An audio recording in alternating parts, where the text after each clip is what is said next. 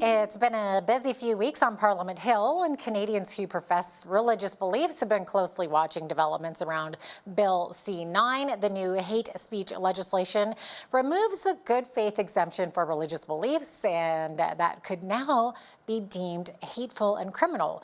The Liberal government appears determined to pass the legislation before MPs take their summer break. And this week, the Liberals also introduced their Safe Social Media Act. It bans kids under the age of 16 from social media and regulates artificial intelligence chatbots. But the bill does not prescribe a specific method to verify the minor's age.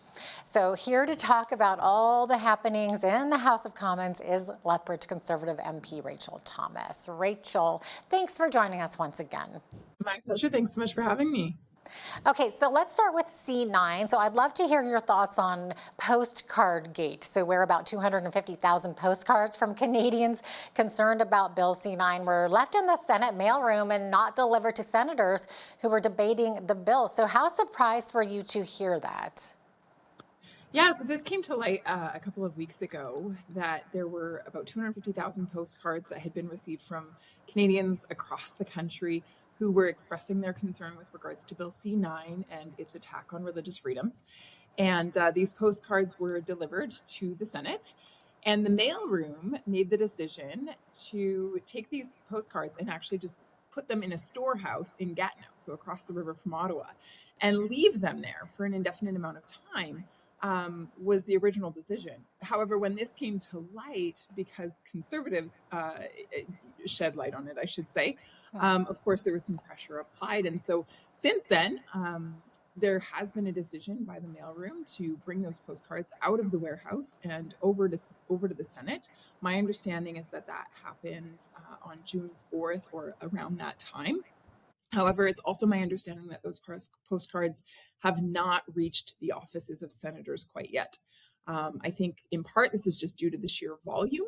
But regardless of volume, Canadians should be able to, anticipate and reasonably expect that when they write to a senator or they write to a member of parliament, that it is being received. In fact, I would dare say it's their right. It's their right to be heard. It's their right to express themselves and to make sure that that message is received and heard. And obviously that has been taken from them momentarily. And so as Conservatives, we've been advocating that that right be given back to them, that they are heard, and that those postcards are distributed before Bill C-9 continues to be debated. Yeah, I would think most Canadians would expect that their MP is accessible to them. And right? And I know MP Andrew Lawton did a really good job of sort of bringing this to light. And Rachael, I'm sure that you've received messages from constituents. How is the process supposed to work? And does it usually make a difference? Yeah, I mean, certainly it makes a difference. This is why Canadians can send mail to us without requiring postage, because we want to make it easy for Canadians to have their voices heard. Of course, if they prefer not to send physical mail, they can email us, they can phone call, or phone, I should say. They can come into our offices and see us in person. We should aspire to be as accessible as possible, especially those of us who are elected. But I would hope that the Senate would desire to afford the same opportunity to Canadians. So I do believe that this process is essential, because ultimately, at the end of the day, we are voting on something that is going to impact those who call Canada home. And for us to take the time to listen to them and to understand their concerns is of utmost importance as we make these important decisions. Yes, definitely. How did this even happen? I know you were saying it was the sheer volume. It kind of reminds me of Letters to Santa Claus on Miracle of 34th Street, where they bring it into the courtroom. That would have been funny had that happened during a hearing or something. But how does it happen? It's like the sheer volume, let's just get rid of it, out of sight, out of mind? Or was there plans to slowly start going through it and bringing it to the appropriate MPs? Yeah, we have limited information, but my understanding, based on what I know, is that there was an executive decision made by someone within the mailroom, that based on the volume, there was just too much to be able to distribute to the senators. Yeah. And so the decision was made to put the postcards in a warehouse, and then over the summer and perhaps extending into the fall, those postcards would then be distributed when there was maybe more opportunity.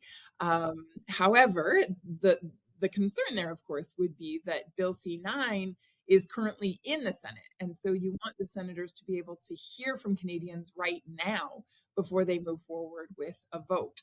And so, of course, that being of utmost importance, the Conservatives really pushed to make sure that the postcards came out of the warehouse and are, as I said, are going to be distributed to the senators before things proceed. Okay. What would you say to frustrated Canadians who see what's happening with C9 and think that maybe it's not even worth it and that their voices aren't even being heard? Yeah, I hear Canadians say that, and I understand that frustration for sure. I think it can sometimes be hard to feel seen and understood, to really, perceive that your voice matters.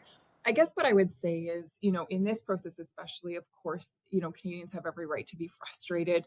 Their voices were thwarted, and that's wrong. And so we are looking to make sure that that situation is rectified.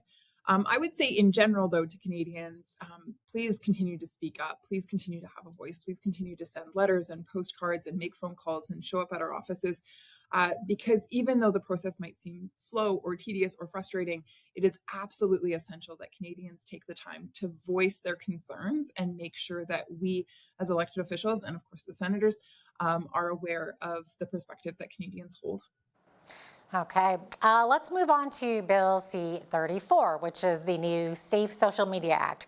So social media platforms would have to block access for kids under 16, but it doesn't prescribe a specific method to verify a user's age necessarily. So what do you think of what's in the bill?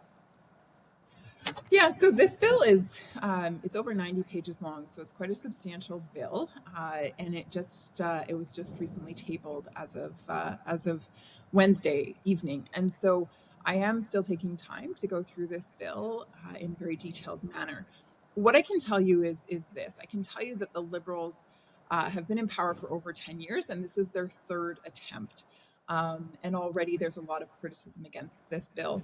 Now, what I would also say is that, ultimately we want to make sure that children are kept safe online. And that's why Conservatives have actually been working really hard in the midst of the vacuum the Liberals have left. And so my colleague, Michelle Rempel-Garner, actually put together really great solutions in the form of a bill and actually gave it to the Liberals, inviting them to, to take her proposals, to adopt them and make them their own. They're solid proposals. They would make a meaningful difference, in terms of protecting kids while also protecting the privacy of Canadians, because that's important too. Unfortunately, the Liberals didn't take us up on that, and so they've brought forward their own legislation. As I mentioned, our biggest concern is to make sure that it truly does keep kids safe, and our other concern is to make sure that parents and kids alike have their privacy protected. And so we're combing through the bill carefully and making sure that it, in fact, does do these things. Yes, so definitely. And before it was introduced, your leader, Pierre Poilievre, called for stronger criminal sanctions for those who prey on children online. So is anything like that in the bill? This bill doesn't tackle that. The Liberals certainly have put a few bills on the record in terms of, sentencing for crimes. One bill was actually just voted on Thursday, Bill C-16, and Conservatives voted no to the bill. And the reason why we did is because though there are some parts of it that are good, there are also parts of this bill, significant parts of this bill, that are very flawed. For example, it takes away or removes minimum sentencing for grave crimes such as human trafficking, or child exploitation, firearms trafficking. And so these are significant things that deserve significant penalties. And for the Liberals to actually regress in terms of what those penalties look like, we feel is not in the best interest of the public and their safety and well-being going forward. Going back to the bill for a second here regarding the not being able to verify a user's age, and then there's been talk of digital ID coming in. What have you heard on that, Rachel? Yeah, so basically, for the online harms bill that the Liberals brought forward, Bill C-34, It does call for age verification. The bill is mute, though, in terms of what those mechanisms or tools might look like. And so those are part of the questions that we have as conservatives is, at the end of the day, what is that regulatory scheme going to be? What are the Liberals going to require in terms of that identification mechanism? Interesting. Okay, moving on here.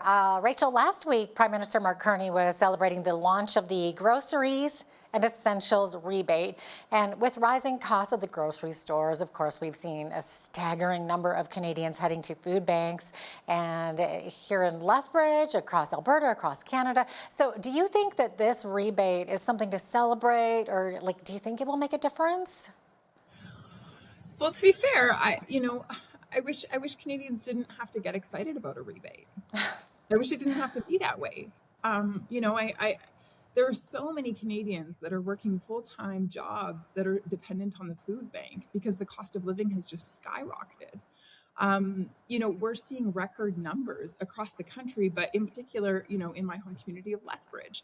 One of the interesting things is the number of children who are reliant on food banks, the number of children who are increasingly living in poverty, and that number only keeps growing. And the reason for that is because of policies from this government that have created economic turmoil. There was a recent report just released this week from United Way, saying that 40% of Canadians are food insecure. 60% of Canadians, live in significant anxiety with regards to their personal finances and whether or not they'll make ends meet. So, it wasn't this way, 12 years ago. It doesn't need to be this way now. It's just purely the result of economic mismanagement by the current government. And Rachel, before we let you go, I understand that you're also not happy with the government's about face on the so-called Netflix tax. So instead of pumping $600 million into the country's film and movie industry, what's the concern there with all of this? Yeah, so basically what ended up happening was there was a Netflix tax of 5% applied by the regulatory arm called the CRTC. And they recently made a decision a number of weeks ago. They announced that they would up it from 5% to 15%. And of course, that cost is going to be passed down to the consumer. And so Disney Plus, Spotify, etc., all become more expensive for Canadian households.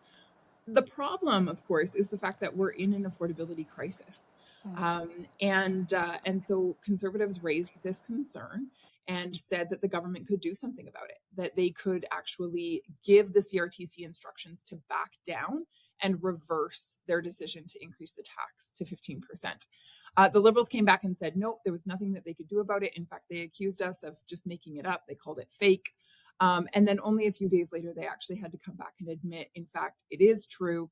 And in fact, they can do something about it. And since then, they have committed that they are going to direct the CRTC to do a review. However, at the same time, they also announced that they would give $600 million to support culture in Canada. The problem with this is that $600 million, in the same way that 15% tax is coming from the taxpayer, the consumer, it's still a cost to Canadians. Money doesn't grow on trees. So that's our problem with the recent announcement. And of course, we're committed to continuing to fight for Canadians and their affordability. Right, and $600 million doesn't come from nowhere, as we know. So it looks like Canadians are on the hook for that. That's unfortunate. Rachel, thanks so much for joining us today. As always, we appreciate having you on. It's my pleasure. Thanks so much for having me, Jeanette.